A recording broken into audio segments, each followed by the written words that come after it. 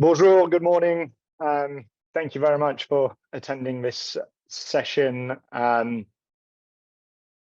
this morning that is on navigating carbon impact in offsite construction, a European lens. You will hear today from speakers from the Supply Chain Sustainability School in the UK and Campus Hors Site in France, and we will explore the impacts of carbon in construction, and then the implications of that for offsite construction, or otherwise known as modern methods of construction. I'm Charles Nord, and before we get going, just want to flag up some house rules. First of all, this session is run in English and in French, so we've got speakers in 2 languages. We've got interpreters who are translating for us live, so hopefully you've joined the correct language channel. As you will see in Zoom, we've got a question and answers box on the bottom left-hand side of your screen that you can use to ask questions. We don't have a Q&A panel at the end of this session, but we'll try and pick up perhaps some of your questions that you submit and answer them as we go along through our presentations. Otherwise, we'll make a note of all your questions and try to respond to them via email afterwards. On that note, the slide deck that we are presenting today will be shared and distributed to all attendees.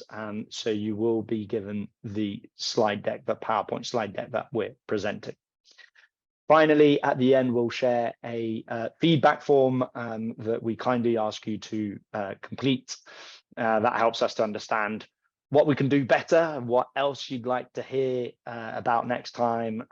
So please, it's really important. If you could take 2 minutes of your time just to complete that feedback form, we'd be very, very appreciative. Thank you. So as I said, I'm Charles Nord. I work for the Supply Chain Sustainability School in the UK, and I focus on performance measurement, so measuring impact of the work that's being done by our stakeholders. Talking about the Supply Chain Sustainability School, for those of you who are not familiar with us, we're a collaborative initiative that is designed to help assess the level of sustainability competence throughout the UK construction, infrastructure and facilities management sectors. And also, very importantly, we're a platform for helping to improve those competencies through learning. So all the learning that we provide is CPD accredited. And it's all free as well at the point of use. So anyone can go to our online platform to access some of our e-learnings, attend webinars or workshops, download all the resources that we provide via the Supply Chain Sustainability School. Our work is sponsored by over 190 partners. Those are clients, main contractors, product suppliers, and some subcontractors as well within the built environment in the UK. And our work also covers all the topics of sustainability that you can see that are highlighted there. Today, we're focusing on the one that's on the left-hand side with the red circle, which is offsite construction, or sometimes referred to as modern methods of construction.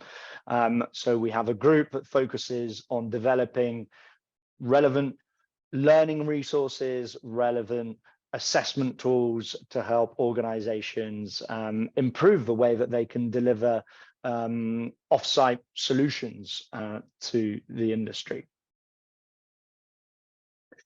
In terms of our offsite specific work, last year, these are our numbers from last year, just to give you a feel for our level of impact.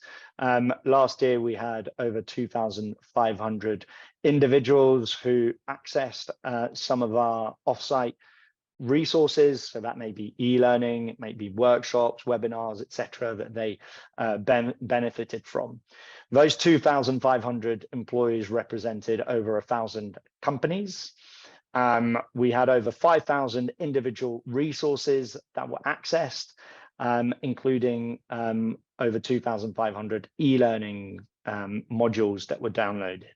Those e-learning modules last about 30 minutes to an hour and take you through sort of specific offsite topics to try and help you sort of increase your understanding of those topics. And we also had over 900 individuals who turned up to training sessions, workshops that we provide. Today, we're doing a webinar in collaboration with Campus Hors Site. Campus Hors Site is, I guess, the French sister, younger sister of the Supply Chain Sustainability School. It operates in France and focuses solely on the topic of offsite construction. And so we've been working with them since their launch and are trying to use that collaboration to try and promote offsite across the English Channel and more broadly across the whole of Europe. So this is an example of how we're doing that. We're trying to bring our expertise together and share different insights from our respective countries. So on that point, I'll pass over to our French colleague, Juliane, who will introduce the campus and who will also introduce the agenda for today. Thank you. Merci beaucoup, Charles, et bonjour à toutes et à tous. Je suis Juliane Millet, je suis donc la directrice du Campus Hors Site. Je vais vous présenter donc le campus. Il a été créé en 2019 avec une double ambition. La première, c'était d'accompagner réellement la montée en compétences de tous les acteurs de l'immobilier et du bâtiment français au hors site. Et la deuxième ambition, c'était de développer une filière structurée et durable de la construction hors site en France. Et quand je dis construction hors site, je parle également de rénovation hors site, puisque les deux axes sont extrêmement importants.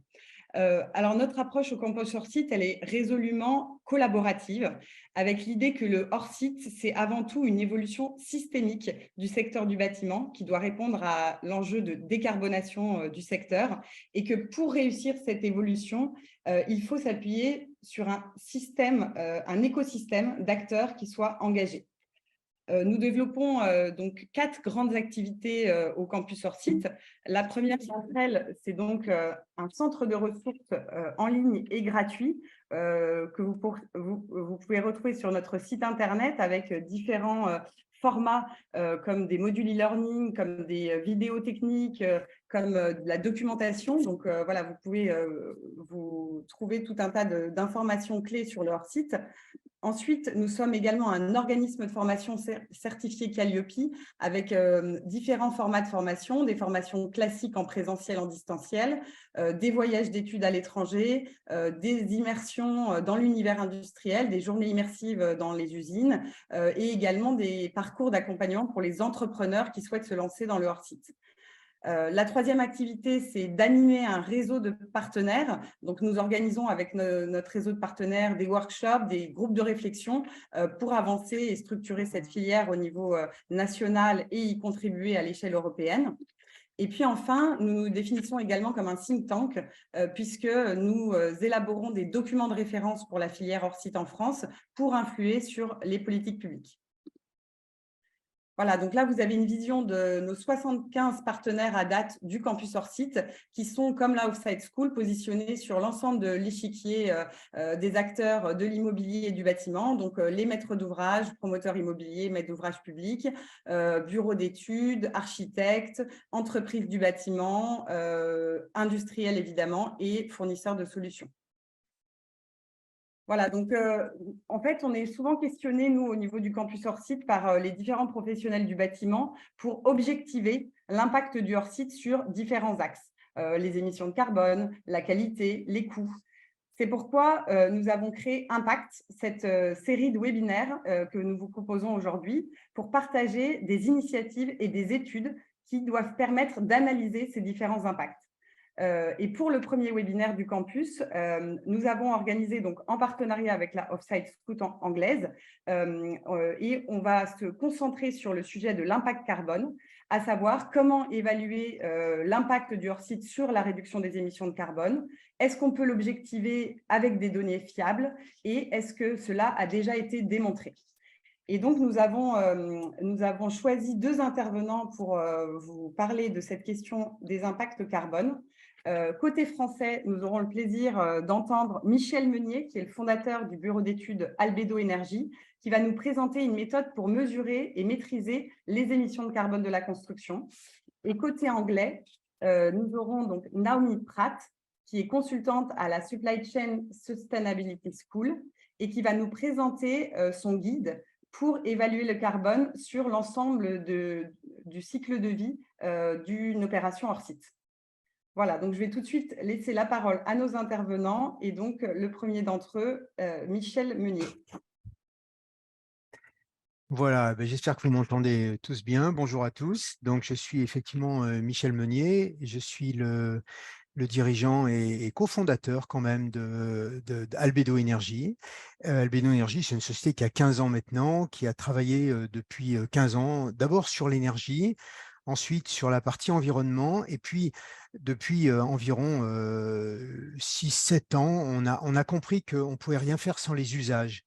Et plutôt que de parler de construction bas carbone, j'aime beaucoup mieux parler de habiter bas carbone, parce que pour moi, c'est la question de l'usage est extrêmement importante. On a réalisé beaucoup de projets où finalement on avait des performances incroyables, parce que sur le volet énergie, on avait fait des simulations dynamiques très performantes. Sur le volet environnemental, on avait trouvé des moyens de faire des bilans carbone très bons. Et puis finalement, quand on voyait le résultat, on se disait, mais tiens, qu'est-ce qui se passe? Il y a un décalage. Or, la question des usages est très importante et la question du carbone est très importante. Alors, on peut changer la diapo.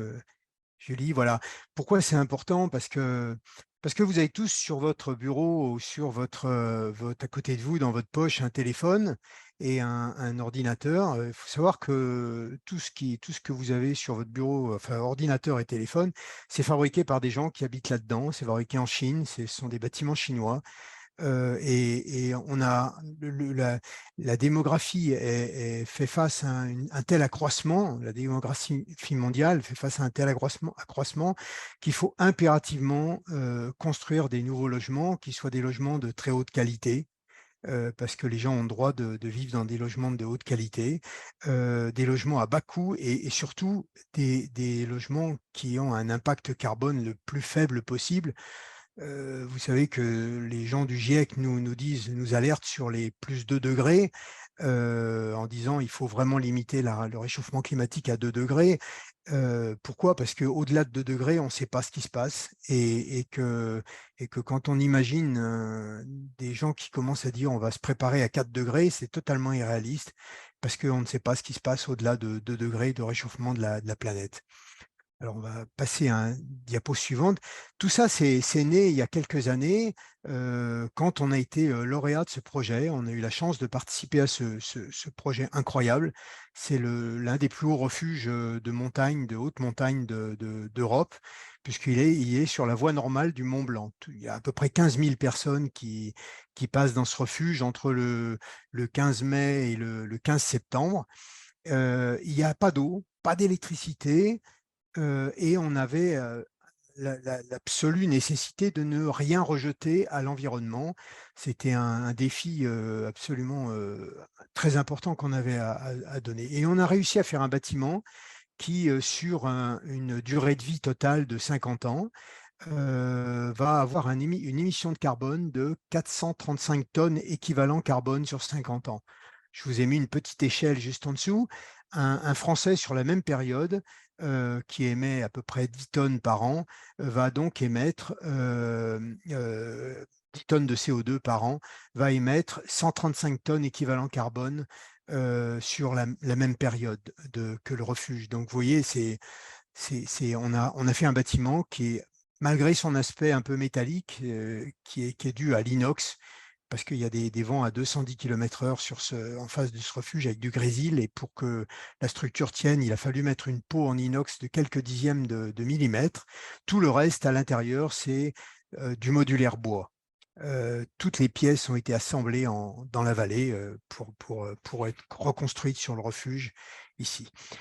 Évidemment, il y a très peu de béton puisque la question du béton était hors jeu pour faire un bâtiment bas carbone.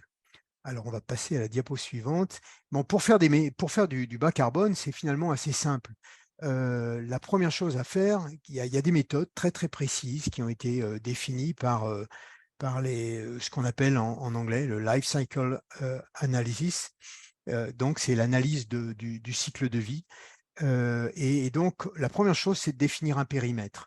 Vous voyez bien que dans le refuge que j'ai présenté avant, j'ai mesuré le périmètre de 435 tonnes, mais sur le périmètre de l'usage du bâtiment. Si je n'ai pas comptabilisé les alpinistes chinois ou sud-américains qui prennent l'avion pour venir jusqu'à Genève et ensuite prennent un taxi pour venir jusqu'à Saint-Gervais afin de gravir le Mont Blanc. Évidemment, cette partie-là n'a pas été incluse dans ce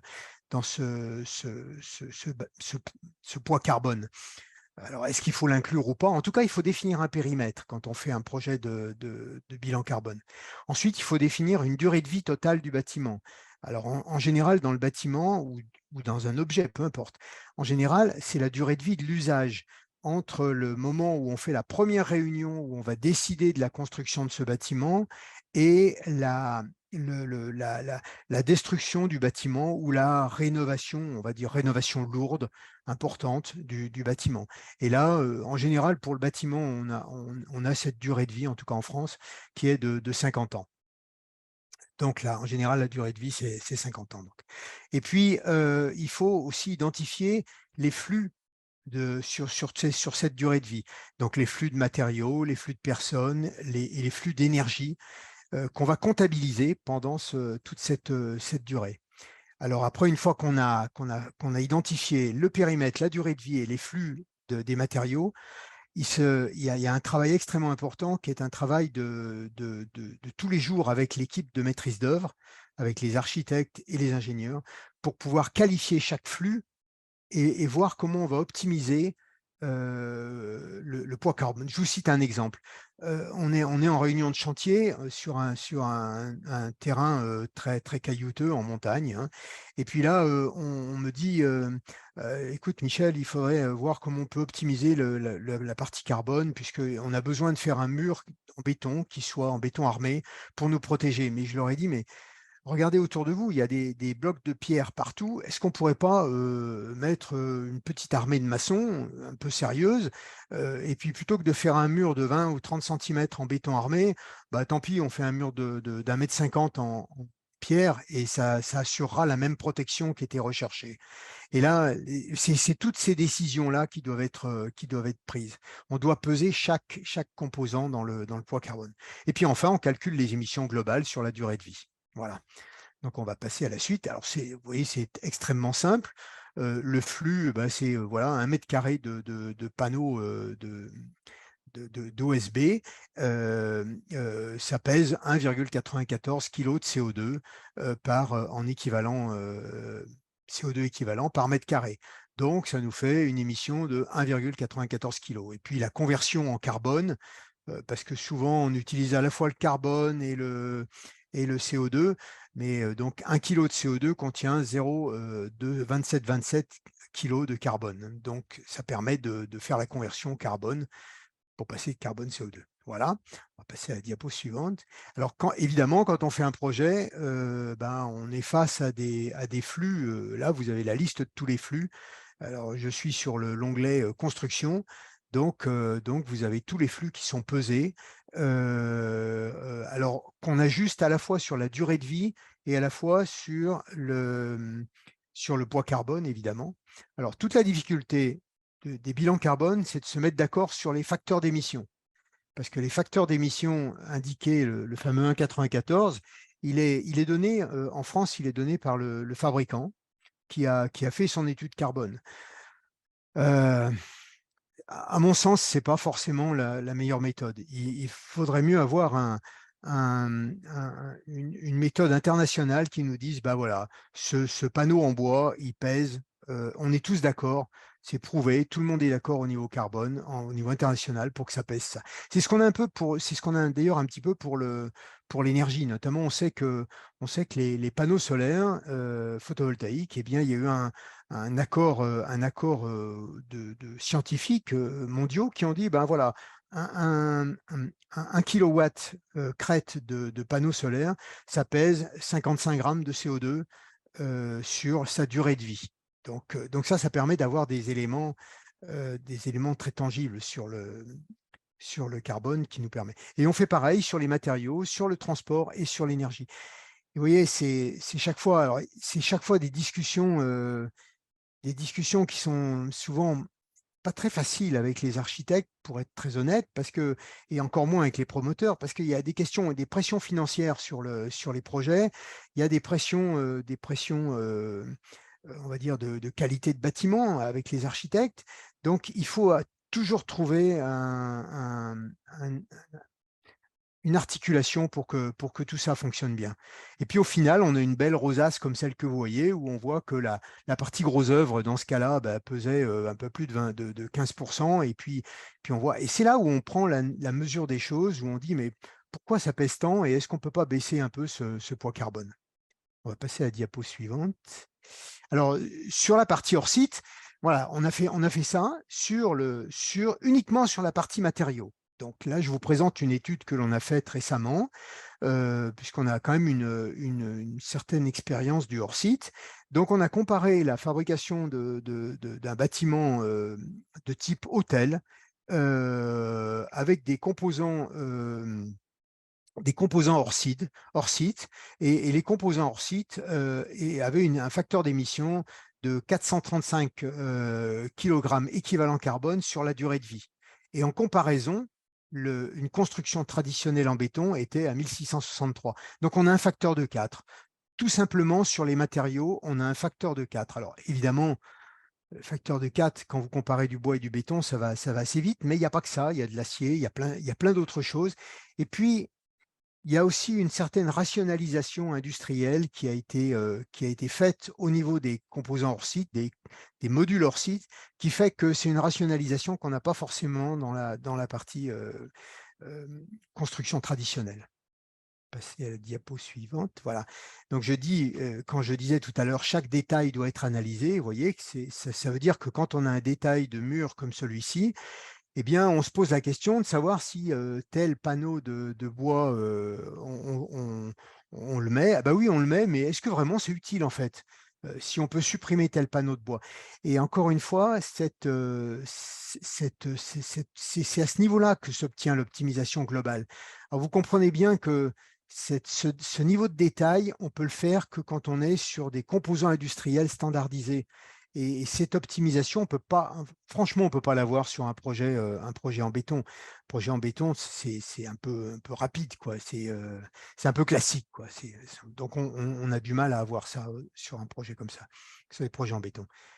Et donc, on a fait aussi alors, on n'a pas fait une comparaison, mais on a repris une étude qui avait été faite par un de nos amis sur l'impact transport de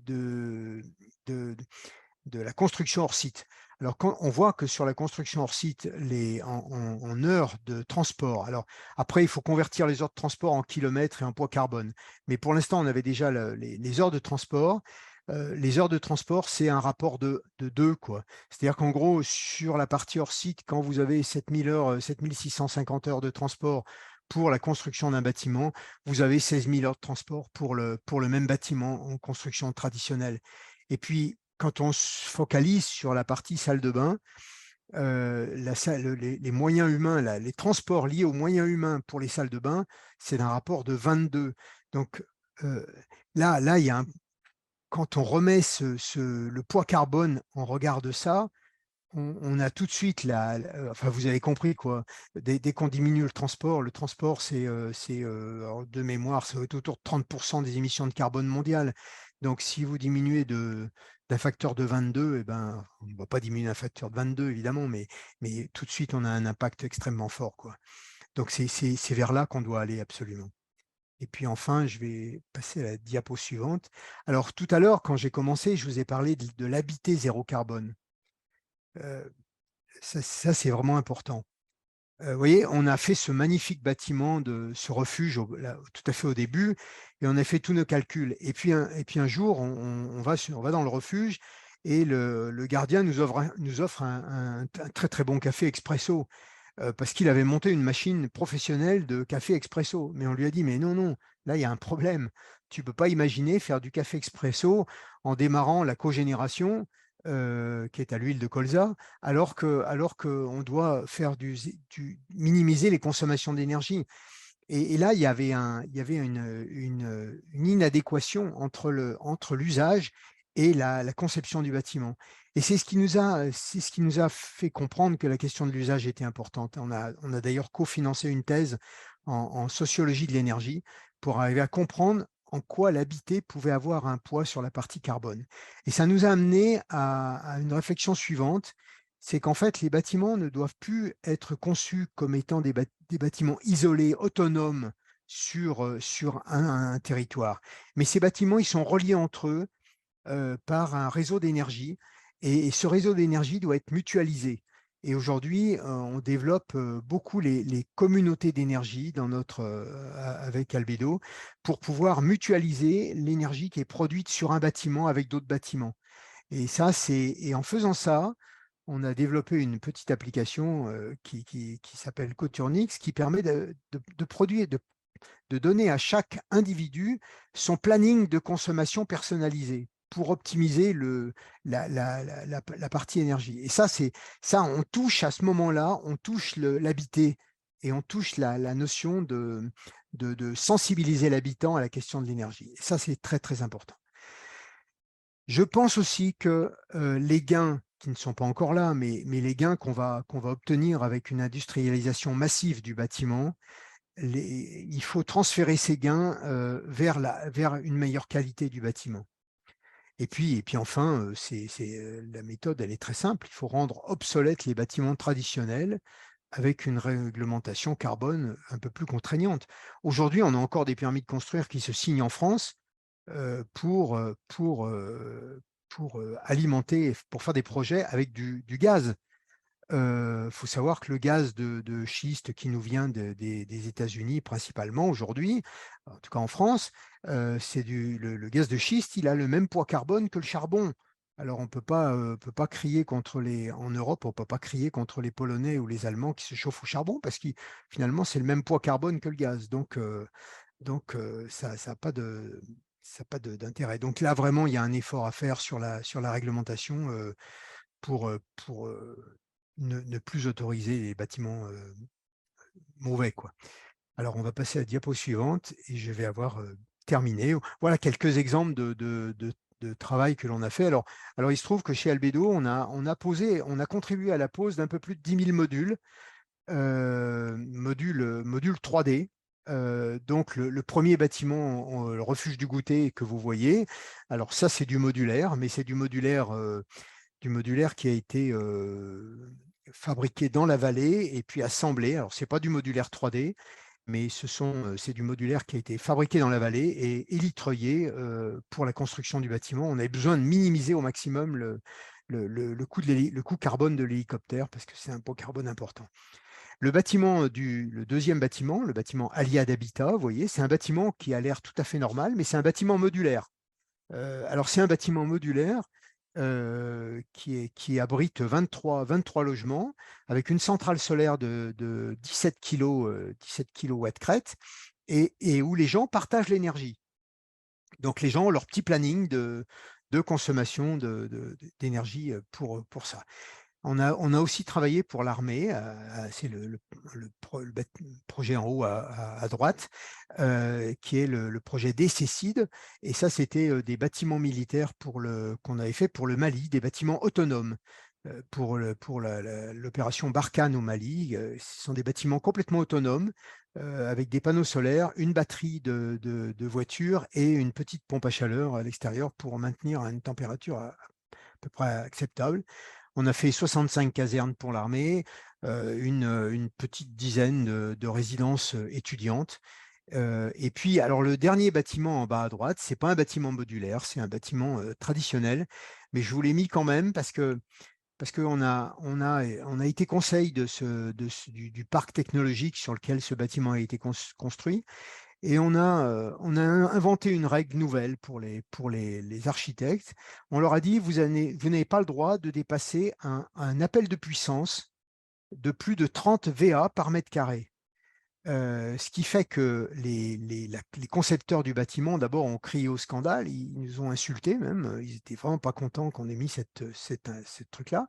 Mais au final, ils ont fait une grosse réflexion sur les usages et sur la production solaire, et ils ont été obligés de couvrir le toit de solaire et d'autoconsommer. Et c'est cette limite de 30 VA par mètre carré en puissance qui leur a été imposée, qui a forcé ce travail. Voilà, et donc, écoutez, je crois que la dernière diapo arrive. C'était pour vous remercier de votre attention. Voilà.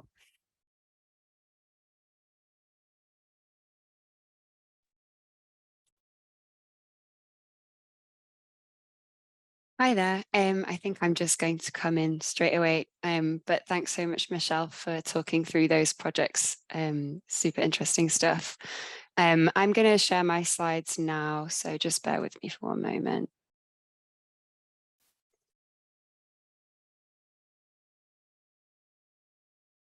Okay, hopefully everyone can see my face twice.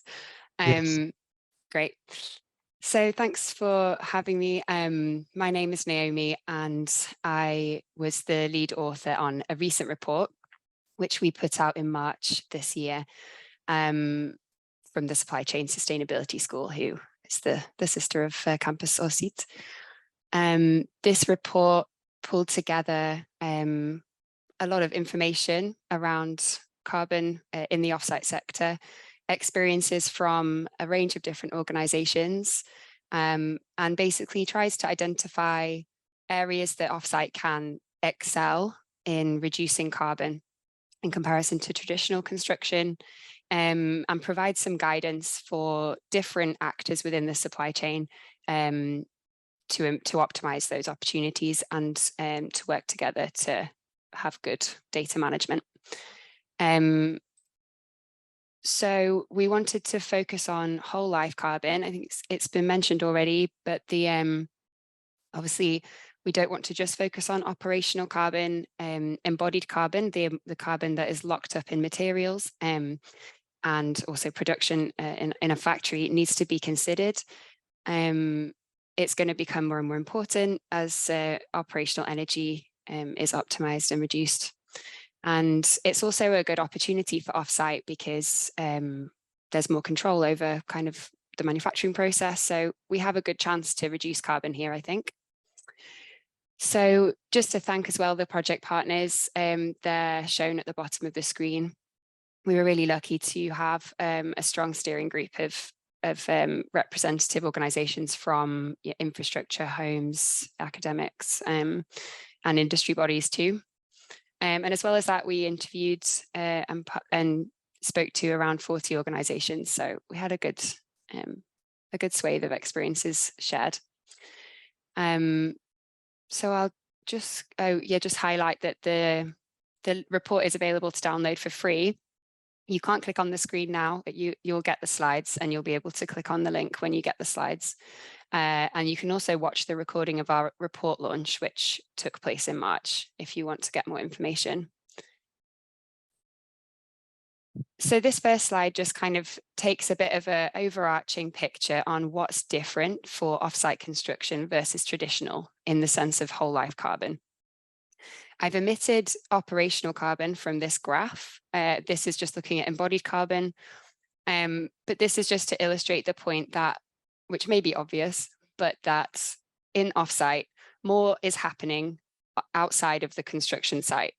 So activity and along with the activity, carbon emissions are moving from the site or the construction stage of the project to the product stage of the project, which encompasses materials, manufacturing, all that kind of thing.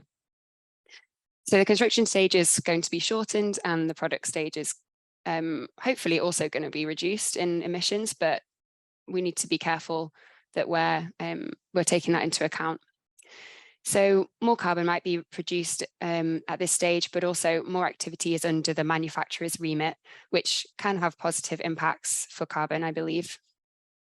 Another feature of offsite construction is that designs need to be locked in much earlier than traditional construction. There's less opportunity for manipulation of designs later on in the project. So that can also be a benefit. It's something that needs to be got right, but it can also open opportunities, I believe, for those kind of carbon savings to be identified and for more collaboration to take place. But there is obviously a lot of similarities as well between offsite and traditional construction. For example, we're pretty much using the same materials by and large, and the choice of materials has a big impact on embodied carbon.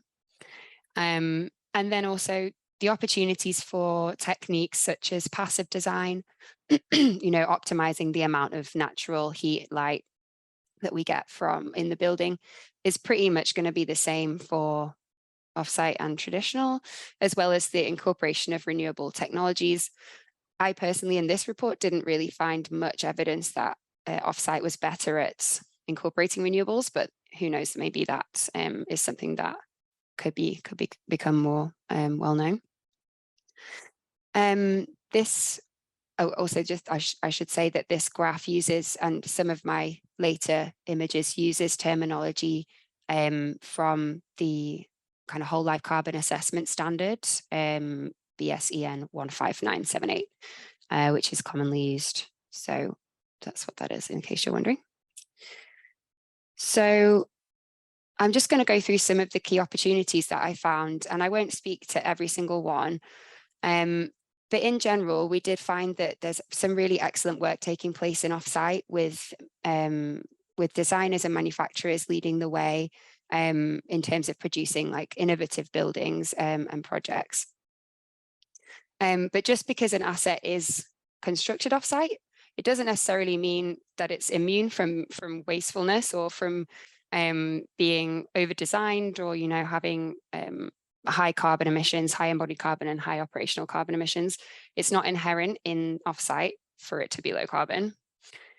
It really needs to be designed in, and it has to be a concerted effort.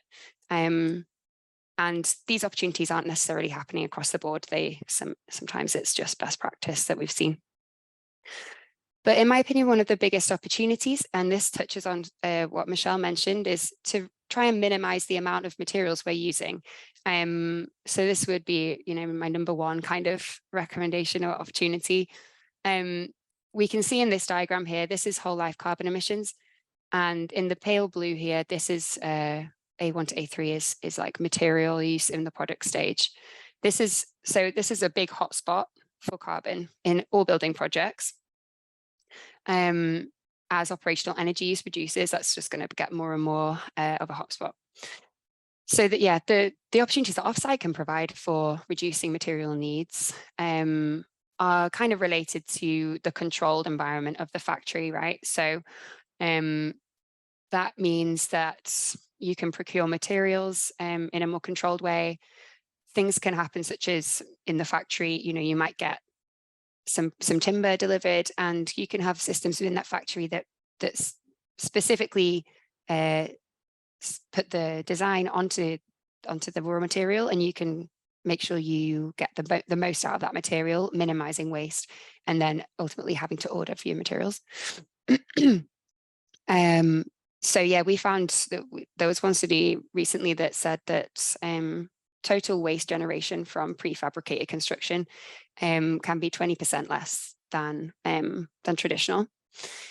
And in terms of design as well, designing the actual building to use materials in a as most efficient way as possible is also something that can be achieved through Offsite. So we've seen a few really good examples of this recently, but one that comes to mind is the sort of the Valentine / 10 degrees projects that HDA Design ran, and they achieved embodied carbon reductions of 40 to 45% and attributed that mainly to kind of lower material volumes, especially in steel and concrete. And then other ways that carbon can be saved at this stage would be things like process improvement, so manufacturing being able to continually improve and reduce carbon, and also potentially decarbonize factories. I have heard of a few manufacturers moving to renewable powered factories, but you would imagine that's going to be more straightforward than on a site. And then at the construction stage, so these two boxes here, transport and construction, there's quite a bit more data on this, I found, than for some of the other areas. And it's maybe not surprising that that's the case, because often the main selling point of Offsite is efficiency and speed. So this is focused on a little bit, but in terms of the data, we have seen some reports that because of faster build and reduced time on site, there can be a 30% energy reduction. And that's even when taking into account the energy used in the factory. So although activity is moved into the factory, the efficiency of the factory means that on the whole, energy use can still be reduced by 30%. And then for vehicles kind of traveling, transporting materials and transporting people around, I guess, like workers to site and stuff, the same report actually found a 20% reduction of emissions from transport, again, including the transport of materials and people to the factory as well as to the site, which is really encouraging. But we do have to make sure that logistics are really well thought through at this stage to make sure that we, take the opportunity to make the reductions. You can imagine obviously logistics for Offsite is very different to logistics for traditional build. So it can take a bit of adjustment and a lot of forward planning to make sure that that's working well. So design for maintenance is something that I think is really interesting, but is maybe not getting a lot of attention. The emissions from sort of replacing elements and maintaining the actual physical structure of the building, and also possibly adjusting it for different uses, is a source of emissions that is quite significant. And I think that Offsite can do this well, especially when this is considered from the design stage. You can imagine that if you have elements that are assembled in a factory, you can have that forward thinking and you can understand, is this panel going to be blocking services? Like, can it be easily removed? Can it be easily replaced? Sort of modularizing the building and making it lower carbon to actually maintain. And then looking at operational carbon, obviously I've said that the possibilities for incorporation of technologies is pretty much the same. But in terms of making sure the building is really efficient, we did get quite a lot of people saying that they believed Offsite manufactured buildings are more likely to perform as designed. So because of the accuracy of the machinery in the factory and the controlled environment, there's an expectation that buildings will just perform better and have lower energy use. And we do know that there's some really excellent projects that have been constructed Offsite that have very low energy uses and very high air tightness and things like that. But the data on that actually isn't super widely available from what I found, possibly because it's quite difficult to get post-occupancy evaluation reports. And then finally, retrofitting. I wanted to touch on this in the report, and there's a lot more information in there. So I'd recommend you go to the report to find out some of the techniques around retrofitting. But just to say that, retrofitting is very important.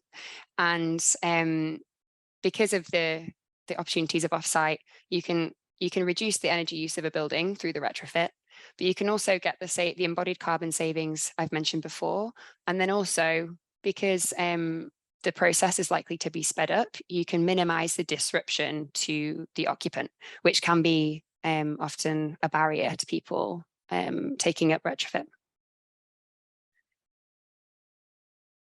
Okay, so I'll just talk about a couple of examples of good practice that came up while I was producing the report. So some of you will have already heard of the Forge. It gets a lot of attention, rightly so, but this is a development in London, and it used a kit of parts approach with a lot of digitalization, a lot of optimization of process, and optimization of design. So this development managed to achieve a 22% reduction in embodied carbon from the superstructure and the facades, and a 40% reduction in the substructure embodied carbon. So materials like steel and concrete, again, being reduced in just terms of their like actual mass and the amount that's being used, has a massive impact. And then the concrete that was still used was a low carbon mix using GGBS. And that also the steel, and I believe had specification for high recycled content. And all that amongst, reduce waste on site and all those kind of things ended up with an overall reduction in embodied carbon of 22%. So on a bit of a smaller scale, the COP26 house was also an exciting project that I learned about. So this was obviously considered, the low carbon element was considered very early on. The point of the house was to demonstrate the possibilities of both design for manufacturing, assembly, and low carbon design. But the building was modelled through DFMA, and it achieved close to passive house, achieving excellent airtightness, and a lot of that's put down to the precision manufacture of the elements by Robertson, who were the supplier of the timber.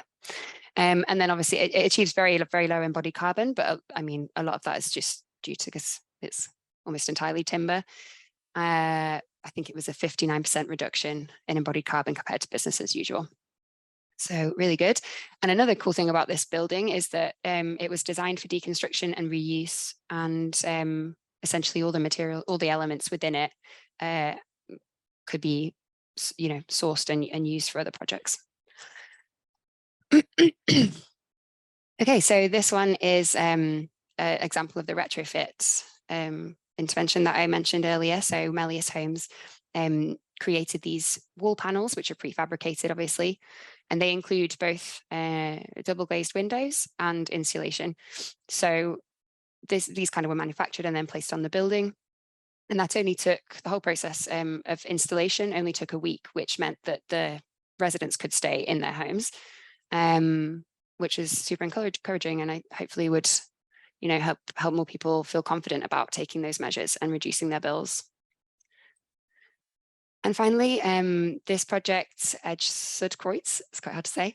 So there's a bit more information on this in the recording of the launch, but I think this project's really exciting. It utilizes a hybrid system, so it's a combination of timber columns and beams and concrete slabs. So it's reducing embodied carbon because it's replacing some of the elements that would be concrete with timber. And the combination of those is quite lightweight. So the cool thing about this is because so Borough Happold, who were the structural engineers, explained to me that they wouldn't have gone with this design unless they wouldn't have felt confident in using this design unless they'd had early engagement with the manufacturer of the system. So the manufacturers obviously knew a lot about the system and how it could be best used, and they discussed that with the engineers early on, which meant that they achieved like embodied carbon savings by adopting it. Just thinking about time, I'm just going to skip past my next case study and just go straight to talking about data management. Obviously, robust measurement and communication of carbon data is really important. It means we can optioneer better, we can make good design choices and identify priorities for action, as well as like understanding whether what we've done has actually had an impact. So throughout our research, we did find that data management was reported as a challenge, in some cases, the main challenge, but I don't think it's insurmountable. But just some of the challenges, maybe just to make some of you in the audience feel better if you're sharing these issues, I'll just go through those. So at data collection, in terms of data collection, organizations did report challenges around just getting the source data. So things like fuel use and mileage, material quantities, the building blocks of how you actually create a carbon footprint was a challenge. And that can be because, you know, there's third parties involved, there may be multiple subcontractors and things. And then in terms of data, what happens next? So actually converting that activity data into a carbon footprint. Use of generic factors is quite common still, but these generally don't have a lot of detail. So you might not be able to use these to actually decide which supplier to use or to get a really robust footprint. In terms of going one step further from generic data, EPDs or environmental product declarations are increasingly being requested, but there were some mixed feelings amongst manufacturers I spoke to in that some are developing them and are fine with that, but others have maybe some concerns around the cost of the EPD to have that verified and created and verified, and also the fact that it's a kind of a snapshot of the footprint of the product, and then, you know, if you're having it reviewed every couple of years or every 5 years or so, any interventions you make to improve the embodied carbon in that period might not be captured. So there is some issues around this, but we do still think at present they're still the best option for transparency in carbon data. But they need to be asked for by clients, and suppliers that do actually go down the route of creating these should be like rewarded through procurement processes. Knowledge and communication gaps. Hopefully this is not a difficult one to overcome. We just need to work together better and be clear about what we want to achieve. But there's still some lack of understanding around what activity data is, what is needed, and also understanding how to combine different sources of data. But thankfully there are new guidance, a lot of new guidance is coming through on that. And then finally, people reported that a lack of legislative drivers was kind of meaning that there wasn't really like a solid baseline that was agreed as acceptable throughout the industry. There's organizations doing it themselves, like making efforts to collect carbon data and to study whole life carbon on their projects, and also to mandate collection of that data within a project, but there isn't really a backstop. At the moment, there's no requirement for main contractors to report Scope 3 emissions, for example. But yeah, voluntary efforts are leading the way, but there does need to be a good standard set. So what do I suggest to overcome these? So to start early is important, I think, to overcome some of these challenges. So clients and contractors, whoever's kind of organizing that project, carbon data collection process needs to give everybody clear processes and sufficient lead-in time to collect the data. At the outset of a project, it's also expected that robustness of the data might not be amazing. Like you might be using generic factors, but that's okay. You should still carry out whole life carbon assessments at the start and improve them as you get more data. And designer and manufacturer collaboration is really, really useful. One example of this, just in this picture here, is a hackathon that Borough Happold actually held with the manufacturers of the system that I mentioned earlier. And they actually came up with a prototyping tool that could then be used across different types of projects, which incorporated embodied carbon. And other digital design tools are available. Some of them are open source. This, I've just chosen to highlight HBIRT here, which some of you would have heard of, which is a Revit-based tool for design teams that Hawkins Brown has created. And I do think as well, I'm not super knowledgeable about digital, but I do believe that it's possible for manufacturers to kind of create digital processes to track prefabricated components, which might solve some of those issues around collecting activity data from subcontractors or in logistics. And I think this was another finding that encouraged me, was that in some cases, the performance of products, and when I say products, I also mean, assemblies and structures, some of those the performance was being fed back to manufacturers, which I think is very powerful in offsite, because the processes are going to be repeated again and again. So if you can try and make a carbon saving, it can be applied then across a number of projects. And then here's some examples of the industry working together to kind of move everybody forward. I think, obviously I'm going to shout out the Supply Chain Sustainability School, but raising everybody's level of knowledge is going to be very useful for this. And also initiatives to push legislation forward that the industry is running, such as Part Z. I would also encourage people to get involved with. And these are just some final recommendations about how we actually maximize those low carbon opportunities, starting with leadership from clients and designers and manufacturers. Everybody involved can kind of move others one step forward just by showing leadership. Procuring and designing out carbon, so setting up tender weightings for low carbon options. If you're a client, if you're a designer, really pushing forwards those kind of low carbon options, and understanding offsite options as well, so you can link those together and you can put those forward to the client. And yeah, collaboration is my final shout out. So building relationships with manufacturers and working together towards carbon targets as well. I hope I have left Dave a little bit of time, but anyway, thanks for listening to me. I will close my presentation now and check out the report. Thanks. Thank you, Naomi. You've left me 0 time, but my name's David from the Supply Chain Sustainability School.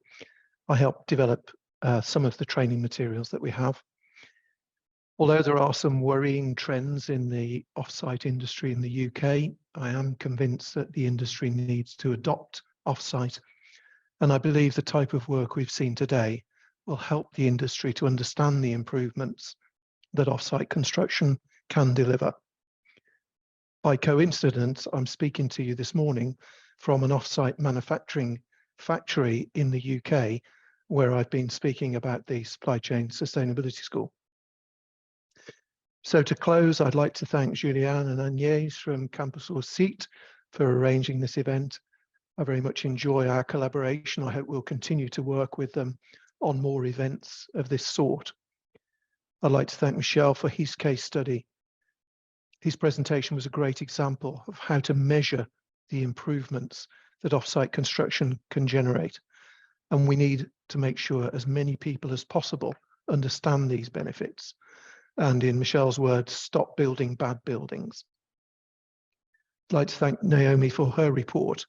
It's been downloaded hundreds of times. It offers practical advice to the offsite industry. It describes some good practices, and it showcases some very interesting case studies. Remember that Charles and his team can help you with your carbon calculation measurements. Contact Charles for more details about that.